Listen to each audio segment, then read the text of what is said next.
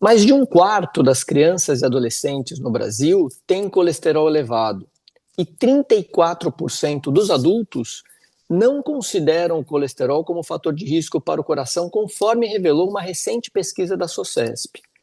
Para falar sobre esse assunto, nós estamos aqui com a cardiologista pediátrica Natália Jatene. Doutora Natália, seja muito bem-vinda. Muito obrigada, obrigada pelo convite. É um prazer estar aqui com vocês. E com o cardiologista, coordenador do projeto Infarto, Pedro Ivo Moraes. Doutor Pedro, é muito bom ter você por aqui também. Olá, olá a todos. Obrigado, Luquete. Prazer estar aqui com vocês.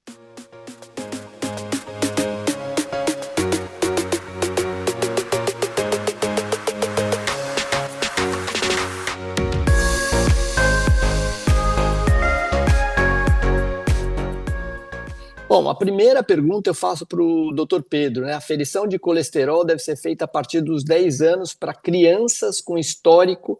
Desculpa. A aferição deve ser feita a partir dos 10 anos e para crianças com histórico familiar a partir dos 2 anos de idade. Doutor Pedro, por que de forma tão precoce? Porque nós precisamos de uma medicina preventiva, né? Prevenir doenças, promover saúde. Então, logo na primeira infância, até os entre 9 e 11 anos, né, por volta de 10 anos, a criança ela precisa ter um colesterol dosado. Se tiver alto, já pode ser implementadas medidas de alimentação, de estilo de vida para controle. E algumas doenças genéticas, elas ocasionam níveis de colesterol muito elevados, inclusive antes dos 10 anos. Então, para quem tem um histórico familiar de colesterol muito alto, principalmente em parentes de primeiro grau, é até mais cedo do que isso, né?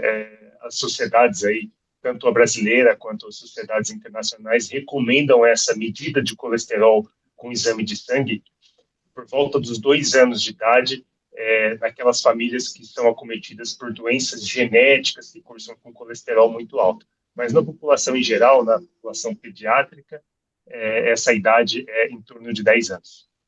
Doutora Natália, o doutor Pedro falou de alimentação aí, né? Como que a alimentação pode interferir nos índices de colesterol, tanto no HDL, o bom colesterol, quanto no LDL, o mau colesterol, colesterol ruim?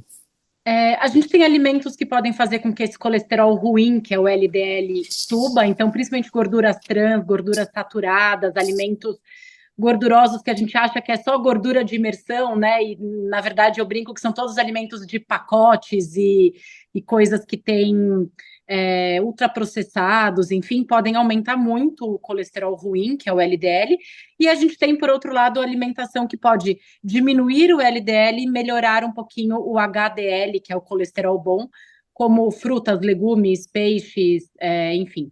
Então, a gente tem vários alimentos que a gente pode contribuir para a melhora do HDL, para o aumento do HDL e melhora do LDL, e também alimentos, por outro lado, que pioram o LDL. E só complementando uma coisinha que foi falada anteriormente em relação à hipercolesterolemia familiar e à relação familiar, pacientes obesos na infância, na primeira infância, a gente também tem dosado colesterol mais precocemente, por volta de entre 2 e 5 anos, a gente também tem feito essa dosagem de colesterol.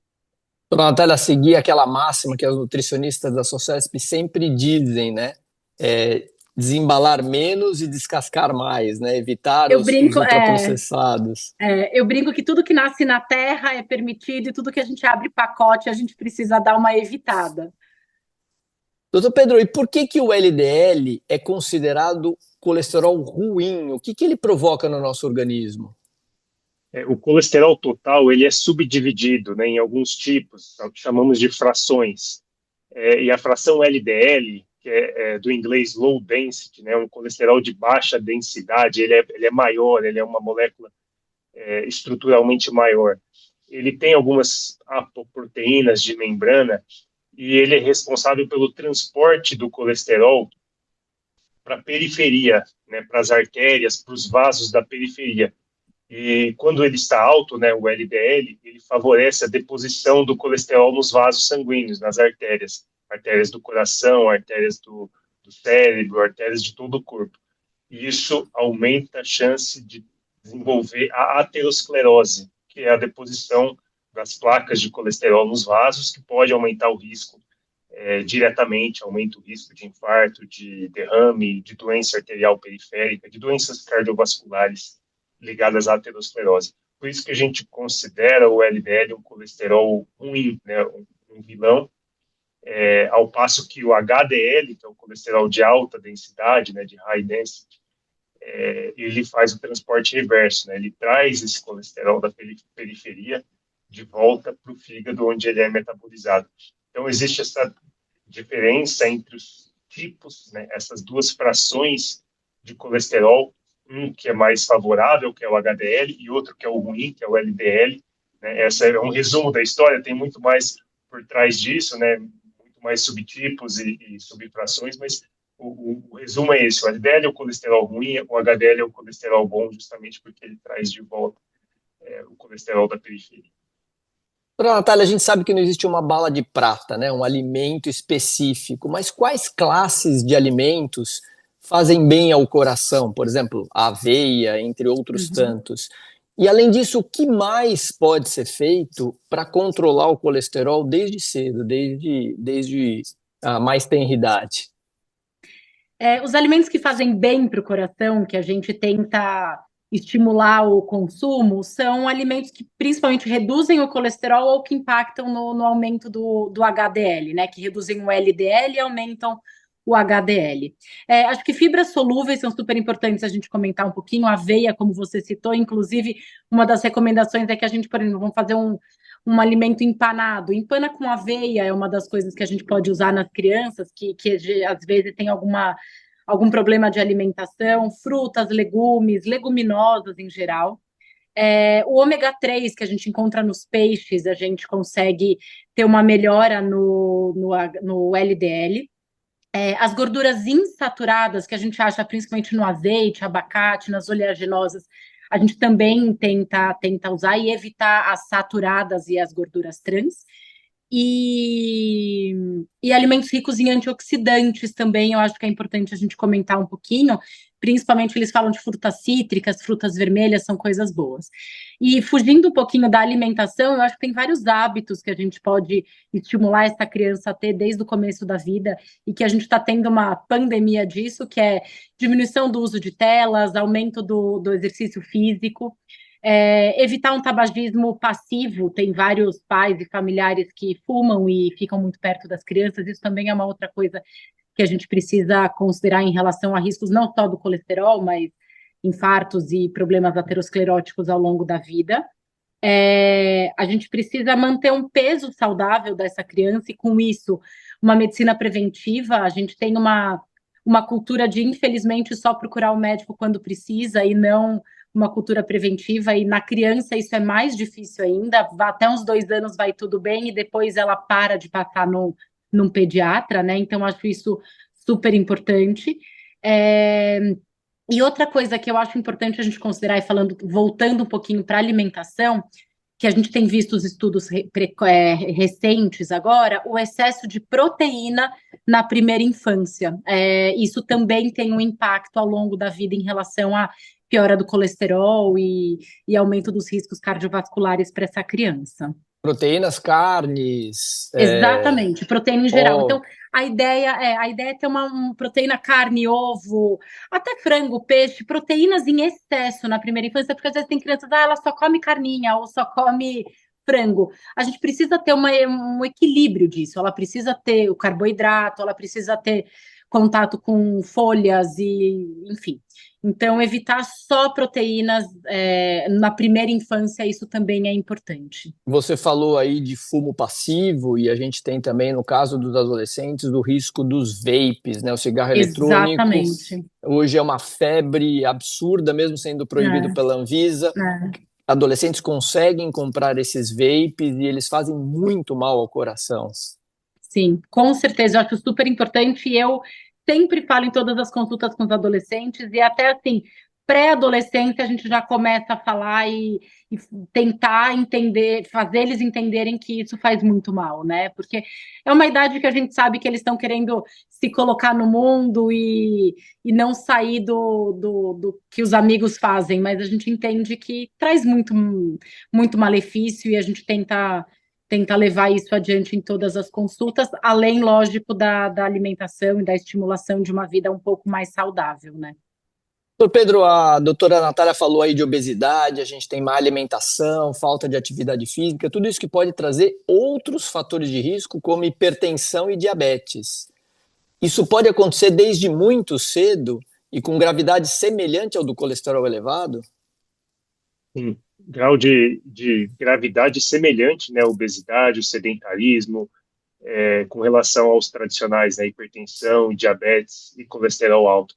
Nós temos um pensamento de longo prazo, né, na medicina preventiva, né, promover saúde, prevenir doenças. Então, a gente fala disso no passar de anos, né? O que a gente pensa? Ah, mas a gente está interferindo em crianças, na primeira infância, na transição de adolescência.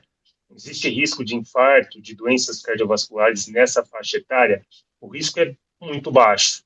Ele existe, né? Principalmente em doenças genéticas de colesterol muito alto.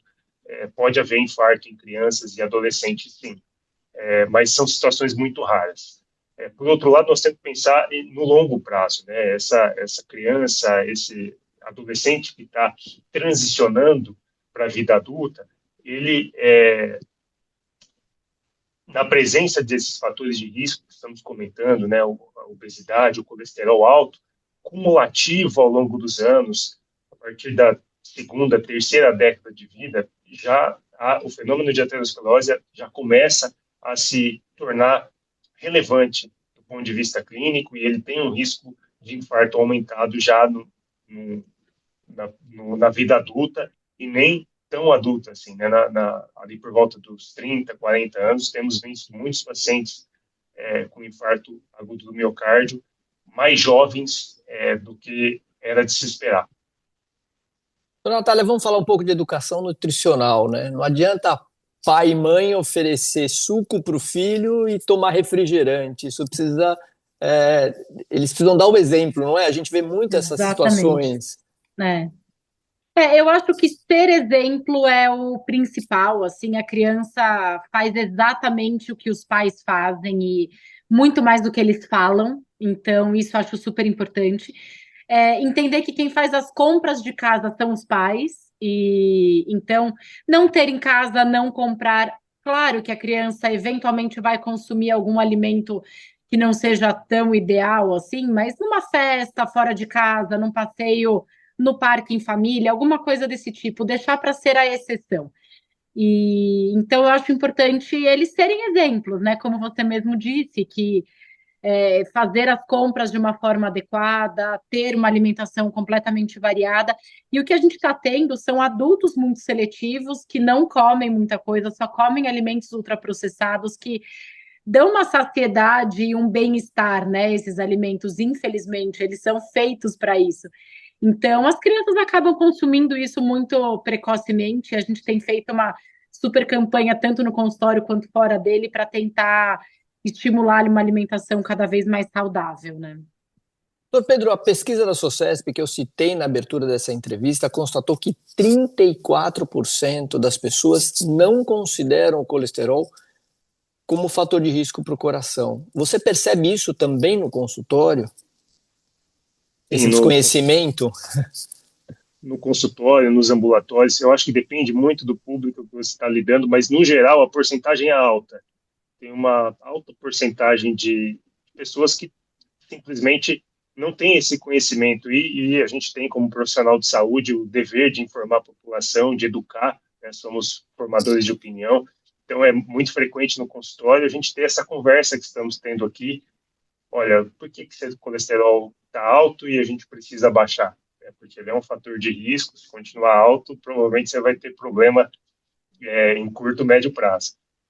Então, a porcentagem é alta e o nosso papel é fundamental para essa educação populacional. Perfeito. Doutora Natália, vamos pensar num cenário aí. Criança com colesterol elevado, excesso de peso e que não pratica atividade física. Qual é o cardápio ideal? O que essa criança precisa fazer e mudar no seu dia a dia? O que os pais precisam indicar para que essa criança modifique esse cenário que vai trazer, obviamente, um infarto precoce? Claro. A gente sabe muito bem o que precisa. A literatura é clara, a vivência do dia a dia também. Eu acho que antes de falar do que precisa, eu acho que a gente precisa entender a dinâmica familiar e como essa criança está ali inserida na sociedade e na família, né? Às vezes são pais que trabalham, a criança ou o adolescente ficam sozinhos, consomem qualquer alimento, por isso eu acho que as compras já começam a impactar nisso. Não conseguem ter uma alimentação completamente regrada, não conseguem ir num lugar fazer alguma atividade física, então isso infelizmente acontece. Por isso eu acho super importante, antes da gente indicar qualquer coisa, entender como é essa dinâmica familiar.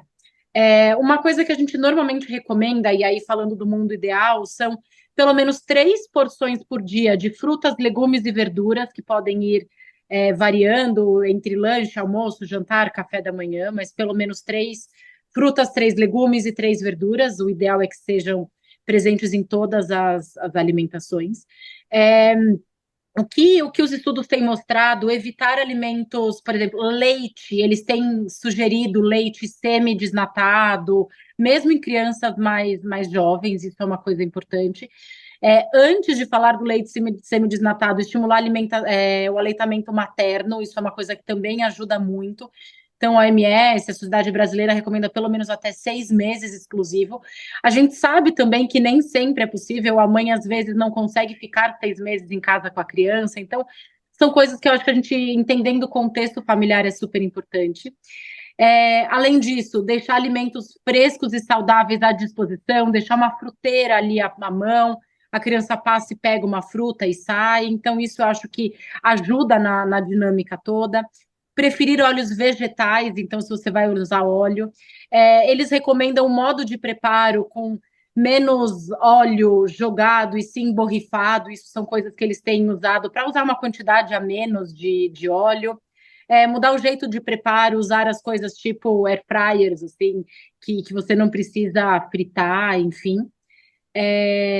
Acho que encorajar o adolescente e a criança e mostrar para eles a importância disso tudo a longo prazo, nem sempre eles entendem, assim, às vezes eles acham que é mais uma chatice nossa, mas eu acho importante fazer eles entenderem, e eles são super inteligentes e entendem quando a gente conversa de uma forma mais lúdica.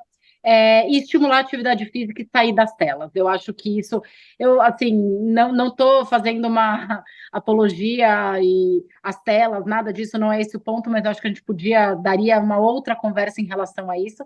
Mas eu acho que limitar, não deixar absolutamente o dia inteiro e fazer essa criança brincar e pular e correr, isso tudo ajudaria muito nesse processo todo. Eu acho que se tivesse uma cartilha, seria tudo isso colocada nessa cartilha. Doutor Pedro, para a gente encerrar, prevenção, quanto mais cedo, melhor? Com certeza. Acho que as dinâmicas familiares são as mais diversas possível, como a doutora Natália mencionou.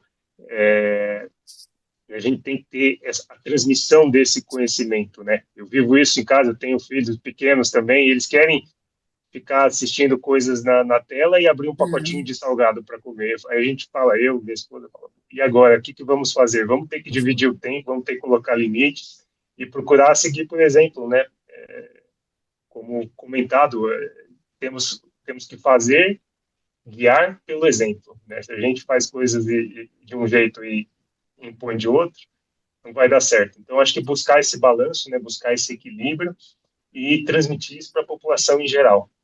Prevenir é o melhor remédio, com certeza. Pedro, muito obrigado pelas suas explicações e pelos seus esclarecimentos. Obrigado. Doutora Natália, também agradeço, explicações muito úteis e práticas para quem quer ter uma alimentação saudável, um estilo de vida melhor e combater os fatores de risco para o coração. Muito obrigada, e obrigada por estar aqui falando sobre esse tema que eu acho de extrema importância. Aqui na Socesp a gente tem informação de qualidade com rigor científico.